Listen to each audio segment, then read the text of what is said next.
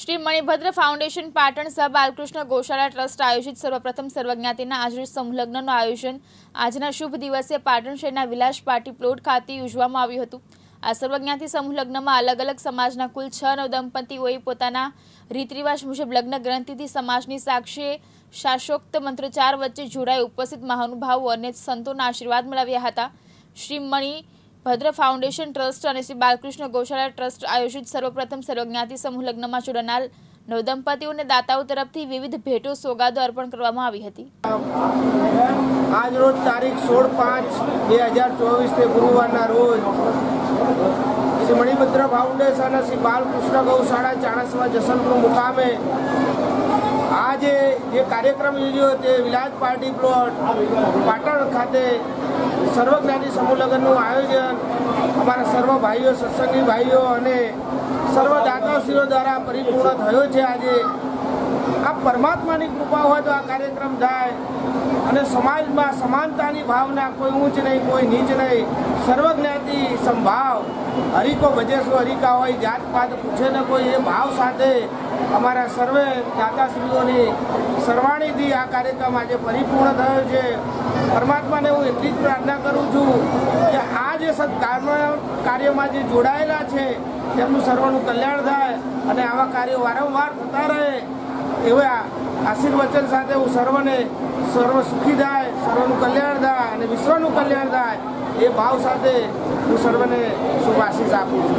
ધન્યવાદ। જય ભારત માતા કી જય। જય શ્રી રામ। આજે સર્વ ધર્મ સમૂહ લગ્ન પાટણના વિલાસ પાર્ટી પ્લોટ ખાતે યોજાયો। આ પાર્ટી પ્લોટ મારો છે અને આ પાર્ટી પ્લોટની અંદર આવો સુંદર કાર્યક્રમ યોજાયો એ મારા માટે ખૂબ આનંદની વાત છે। હું હંમેશા પાટણની તમામ સેવાભાવી સંસ્થાઓને કહેતો હોઉં છું કે ધાર્મિક કાર્યક્રમ અથવા તો કોઈ આવું કાર્ય કરવું હોય તો હું મારો પાર્ટી પ્લોટ કે મારી કોઈ પણ મિલકત ઉપયોગમાં આવતી હશે તો ચોક્કસ ફ્રીમાં આપીશ અને એની સાથે સાથે બીજી કંઈ પણ સેવાની જરૂર હશે તો મદદ કરીશ। આજે આ કાર્યક્રમ યોજાયો છે, લગભગ 4થો કાર્યક્રમ છે। ભૂતકાળની અંદર પણ સર્વ ધર્મ સમૂહ લગ્ન અહીંયા 3 થઈ ચૂક્યા છે।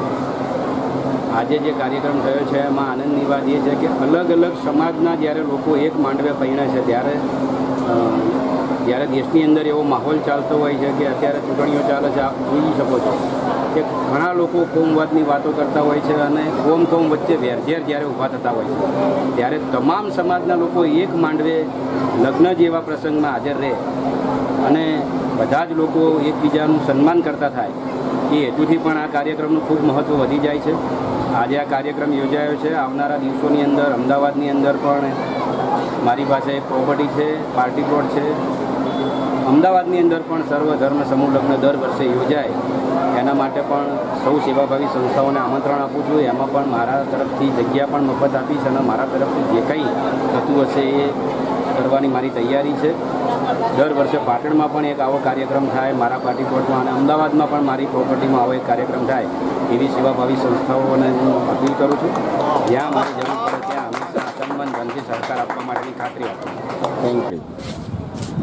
જય શ્રી રામ।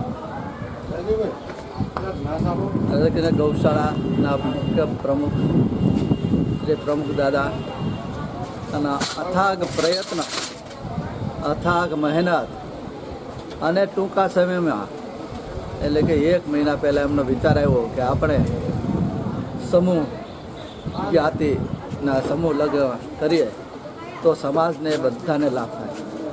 તો આ ટૂંકા સમયમાં એમનો દૃઢ નિશ્ચય કે જેથી તેઓએ એ કમિટીની રચના કરી અને કમિટીના સભ્યોએ પણ અથાગ પ્રયત્ન સાથ સહકાર આપીને ટૂંકા સમયમાં આ દિવ્ય આયોજન કરેલું કે જેમાં સર્વ જ્ઞાતિના લોકોએ ખૂબ ભાગ લીધો, આનંદ ઉત્સાહથી અને ખૂબ હરસભર પોતાના જીવનમાં પ્રભુતાના પગલાં પાડે અને સુખી થાય એવું જ પ્રમુખ દાદા મહારાજની જે ઈચ્છા છે એ બધાએ સાકાર કરી।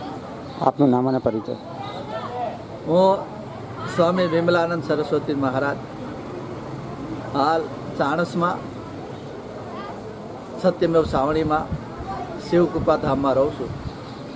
પહેલાં ધાણોદરડા દયાનંદ સત્સંગ આશ્રમમાં 15 વર્ષથી સેવા કરેલી અને સત્સંગ, પ્રવચન, ધ્યાન, ભજન અને આ સેવા પરોપકારના કાર્યો એ જ આ જીવનનો લક્ષ્ય. ઓમ શાંતિ. કેમેરામેન હાર્દિક સોલંકી સાથે ઉપેશ પંચાલ, દિવ્યાંગ ન્યૂઝ, પાટણ.